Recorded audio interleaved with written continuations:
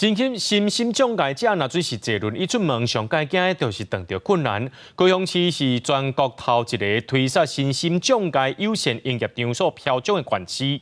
今年唔有新增加37间餐厅甲诊所，也有这身障者 YouTube 用因的这个角度来拍影片，希望让社会知影因的需求。坐轮椅的身心障碍者入去诊所的柜台，不管是电动门，也是柜台管道，身障者使用拢真顺。高雄市身心障碍类别的比例是机体障碍上侪，因此高雄市社会局推动身心障碍友善场所辅导计划，今年新增加37间。对轮椅族来讲，有搁较侪店家加入无障碍设施，因会更加方便。其实阮坐轮椅会足简单，你只要讲，互我门口会当入去，迄落通路会轮椅会当过。也是讲恁的服务帮我开一下门的安尼尔。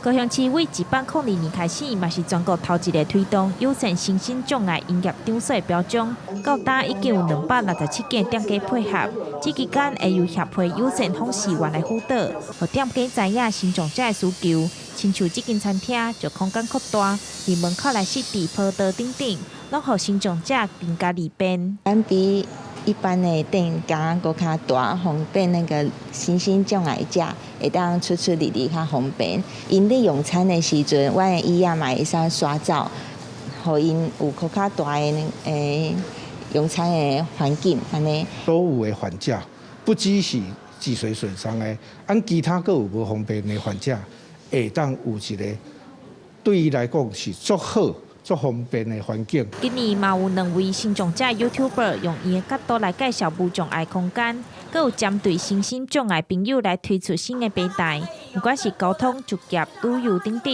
用手机就会当方便找到因需要的资讯。记者钟义辉、邱昭勇高雄报道。